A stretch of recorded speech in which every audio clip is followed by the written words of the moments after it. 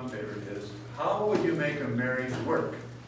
Now you're here at this retreat at a good deal of expense, 8 o'clock Friday night, so it's going to be about 4 o'clock this afternoon, trying to find out how to make a marriage work. Here's Ricky, age 10. This is all in one short sentence.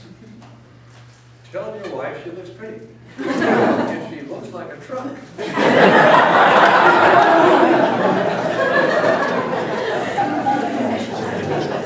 Now, we actually had a couple here.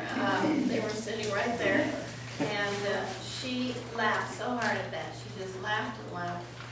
And a few months later, they sent a video of their wedding, and she put that into the vows. Be sure to tell me I look pretty, even if I look like a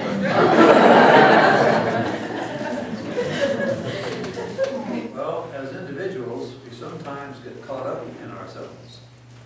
The very same thing can apply to you as a couple. In our early years, we were so engrossed in raising our kids, working, going to night school, worried about finances and other day-to-day concerns of life, that we were too busy and unaware of others around us. We did a few things, such as PTA and Little League, but it really wasn't until Jeff came into our lives that we began to learn about sharing our love with others. Jeff was 16 and lived in an unhappy home on the street. Being close to the age of our sons, he began to spend more and more time with us, and then finally just sort of slowly moved in. This was our first real lesson in sharing our love. We gave him a loving and accepting place to live and listened to him, guiding him in times when he felt lost.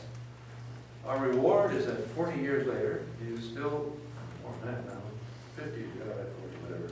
He is still a part of our family and successful in his work. And our grandson now works for him. The more of our love we give him, the more we have to give. Often, first-time parents love their child so much that they cannot imagine loving a second or third child as much, as if there's a limited amount of love to be shared. Then we happily learn that our love grows and expands with each child God sends to us. What we have learned is that there is a limitless capacity for love in all of us. This is now extended to a number of young women who were not loved and affirmed by their own mothers. Knowing how this feels, I have become a surrogate mom to them. The love and respect I receive from these young women is a huge blessing and a reward at this time of my life. Realizing that we had something to share led us to Rainbows, which we haven't talked about, but it was a program for children of single-parent families, which we did for 14 years. Our love now extended to children who had suffered the loss of a parent. We connected with these beautiful children and continue to learn just how much love can accomplish. The horizons kept opening up to more and more joyful experiences. Well, after Rainbows, we began to search for another ministry. Catholic Engaged Encounter became the focus of our lives. And those horizons keep expanding. While these weekends are fun and rewarding, we do love to do it is writing and dialoguing with the priest and the other presenting couple and each other that has opened my world to new thoughts, deeper spirituality, and a greater desire to share what we have with others. When we go home at the end of these weekends, we're more in love than ever. And since we do these weekends 9 or 10 times a year, our love for each other just continues to grow. And we now realize how important it is to share this love with you. The Gospel of Luke, chapter 10, verses 1 to 9, tells us about Jesus appointing 72 disciples to go ahead of him in pairs to share his message. We are all modern-day disciples, called to share this same message by our words and actions, and by the love we share as a couple. We have discovered that the smallest deeds are sometimes very meaningful to others. Holding a door for someone, reaching for an item on the top shelf at the supermarket, complimenting someone, even smiling at a stranger can often be the only good thing that happens to them that day. We don't all need to be heroes or martyrs.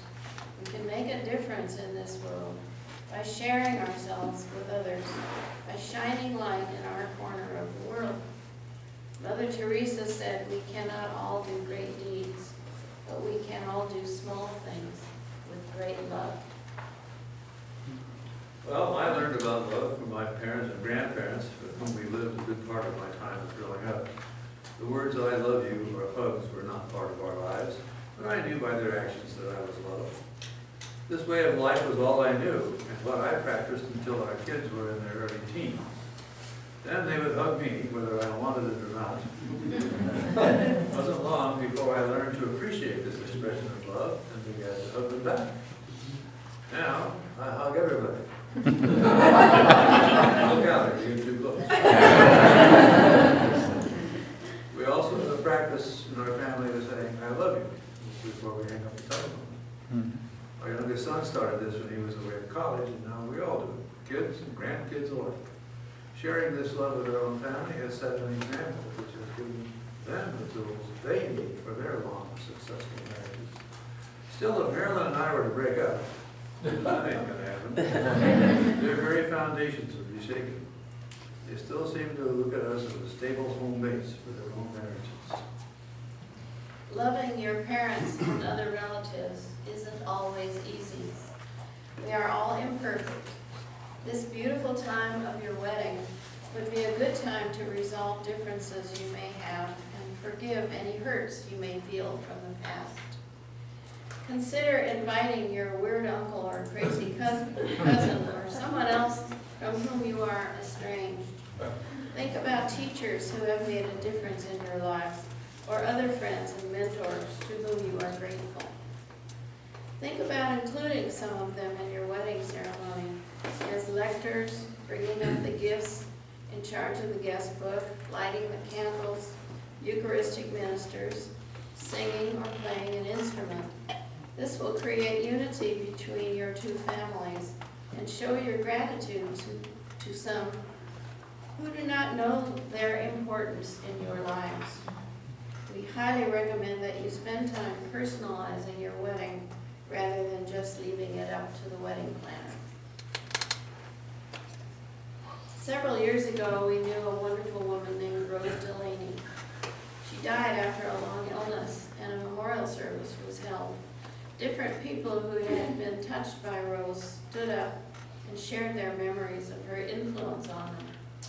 2 little girls told of how Rose helped them with their homework. A man who had known her in college read a poem she had written.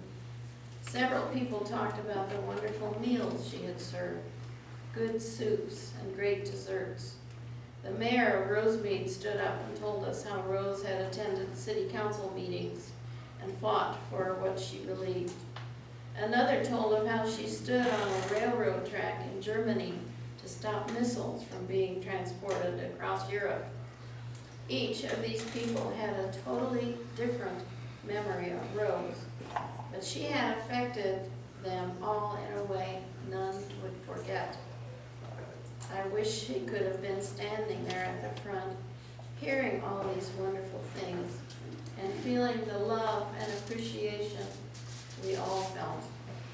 We need to tell people before they leave us how we feel.